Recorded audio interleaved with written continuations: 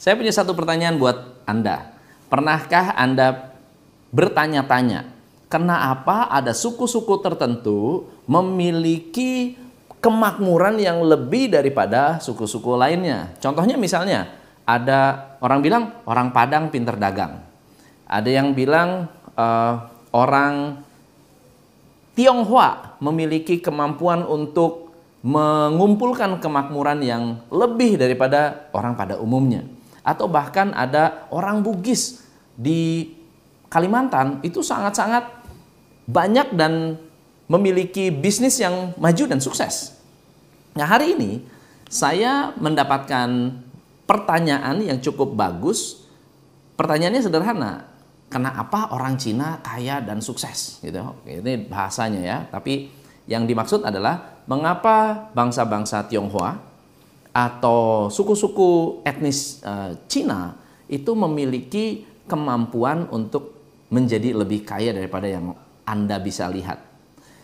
Mungkin sifatnya generalisasi. Kalau menurut saya ini sifatnya generalisasi. Kenapa? Karena ada juga banyak orang-orang Tionghoa yang miskin, ada banyak ya. Tapi yang kaya juga banyak. Yang kaya lebih terlihat, bukannya lebih banyak, tapi lebih terlihat.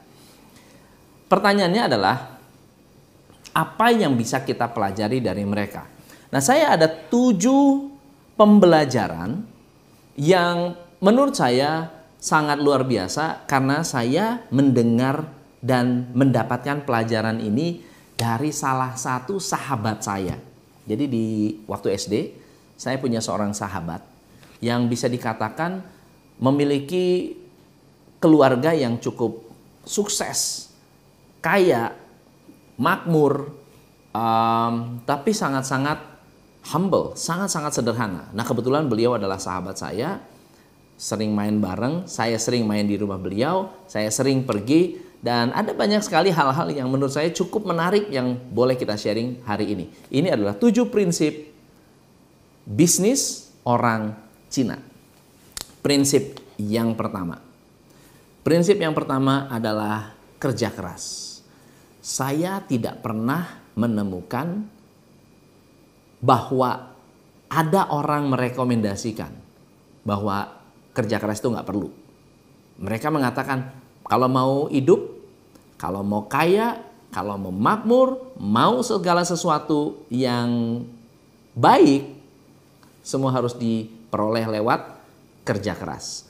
Anda bisa lihat yang punya Sampurna, yang punya BCA, yang punya Lipo, yang punya Alibaba. Mereka semua adalah orang-orang yang pekerja keras. Ada satu prinsip yang cukup menarik. Kalian kalau kalah pinter, nggak apa-apa. Asal jangan kalah rajin. Ya, kamu kalah pinter nggak apa-apa. Asal jangan kalah rajin. Itu yang saya dengar dari papanya teman saya ketika kawan saya ini dapat nilai jelek. Dan itu menurut saya nasihat yang sampai hari ini saya masih ingat. Yang kedua, mereka adalah orang-orang yang prihatin. Coba Anda perhatikan, ada orang punya lembaga keuangan besar sekali, punya koperasi yang luar biasa besar, kemana-mana pakai kaos oblong, sepeda ontel. Sepeda ontel itu sepeda jengki, ya, kemana-mana. Punyanya bisnis gede sekali, pakai kaos, celana pendek, sendal jepit. Lalu kalau ditanya, Pak, Bapak kan udah begitu kaya, Bapak kan udah begitu sukses, kenapa nggak pakai baju yang lebih representatif begitu, pakai baju yang lebih oke? Dia bilang begini, buat saya bukan itu yang saya cari. Saya pakai baju yang bagus pun tidak mengubah bisnis saya, tidak mengubah apa-apa. This is who I am. Ini adalah diri saya. Ada satu orang yang cukup sukses dan kaya lah, kayanya kaya banget, oke?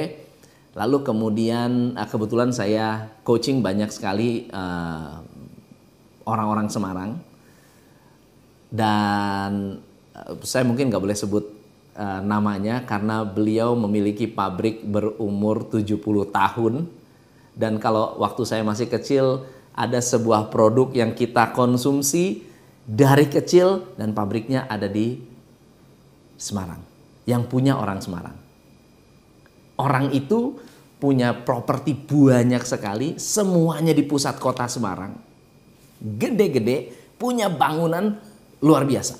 Dan saya bertemu dengan anaknya.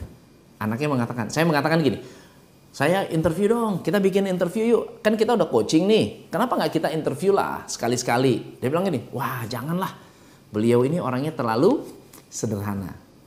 Saya katakan, apa sih prinsip hidupnya? Dia katakan begini, prinsip hidup sukses beliau ada satu. Makan bubur sampai kamu bisa makan nasi. Kalau hanya bisa makan bubur, makan bubur. Prihatin sampai kamu mampu makan nasi. Apa artinya? Anda tidak harus jadi orang yang punya mobil mewah, yang punya baju mewah, yang punya tas branded. Kalau memang nggak mampu, ya lebih baik pakai kantong kresek. Kalau memang nggak mampu beli Hermes, gitu ya. Pakai tas biasa yang fungsinya sama, yang bisa digunakan untuk teknik yang sama atau digunakan untuk membawa barang-barang yang sama. Kalau Anda belum mampu membeli yang lebih mahal. Dan menurut saya itu satu prinsip yang sangat-sangat luar biasa. Oke? Yang ketiga adalah irit. Nah, apa beda antara prihatin dan irit? Menurut saya, prihatin lebih kepada lifestyle. Irit lebih kepada pengelolaan uang.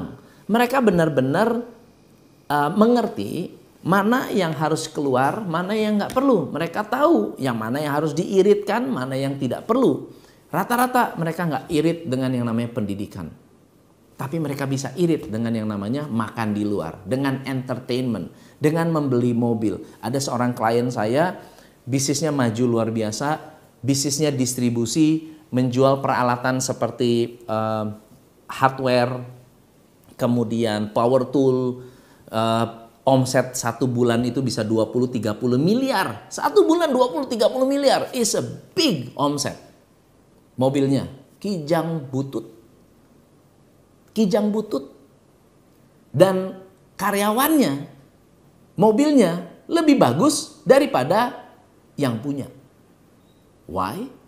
Karena dia merasa ini mobil masih bagus. Terawat, masih bisa dipakai. Kalau memang belum waktunya ganti, tidak perlu ganti, kenapa harus ganti? Karyawannya kredit mobil baru.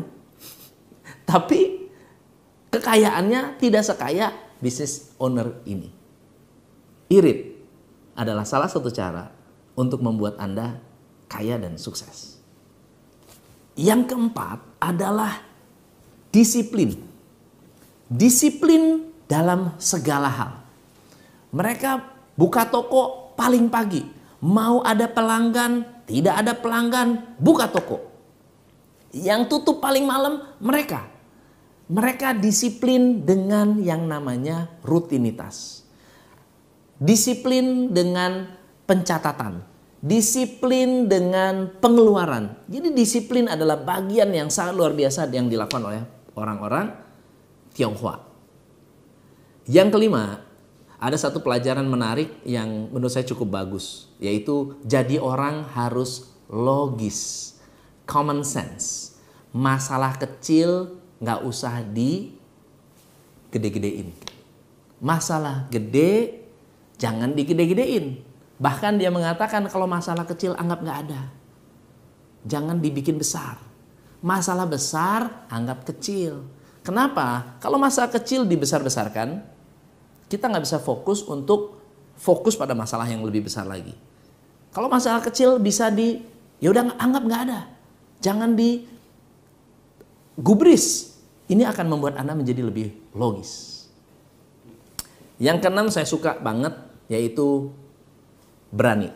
Beberapa waktu lalu saya mengcoach sebuah grup besar, namanya New Armada Group.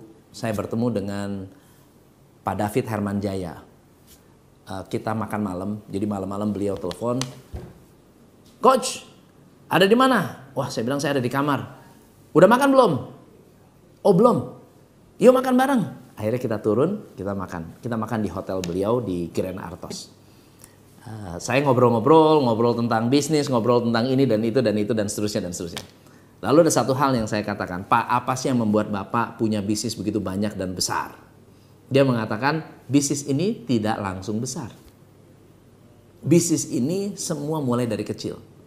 Lalu istrinya mengatakan, "Pak Lim ini kalau bangun sesuatu, kalau buka bisnis itu dirawat, dijaga untuk suatu hari bisa menghasilkan. Dan semua start dari kecil, semua start dari yang istilahnya kecil." Tapi saya katakan, apa yang membuat Pak David mau mengembangkan bisnis begitu banyak? Dia mengatakan gini, berani aja. So prinsip yang keenam, berani aja. Bukan hanya berani lalu ditinggal, tapi berani buka bisnis lalu dirawat, diperhatikan, dijaga, diawasi, dikontrol, dikendalikan. Itu yang akan membuat bisnis kamu berkembang suatu hari. Dan menurut saya, I cannot agree more. Benar-benar saya setuju. Ya, next time saya bisa upload videonya, video interview saya dengan beliau. Ada beberapa video yang saya coaching di New Armada Group. Anda bisa lihat di YouTube channel saya. Yang ketujuh adalah jangan sombong. Kalau tadi saya tanya, mau nggak diinterview? Nggak deh. Tahu nggak kenapa? Karena mereka nggak mau terlihat sombong, nggak mau kelihatan, nggak mau menonjol. Karena dia mengatakan begini, kesombongan mendahului kejatuhan. Orang yang sombong nggak lama jatuh. Orang yang belagu nggak lama akan ditinggalkan orang. Orang yang sombong akan kehilangan banyak. Dan orang yang rendah hati lebih disukai. Nah, banyak orang yang hebat di luar sana memiliki kerendahan hati, sangat open mind, sangat mau belajar, dan mereka bukan orang-orang yang selalu mengatakan, gue udah tahu, saya udah ngerti. Justru yang susah, yang kayak begitu.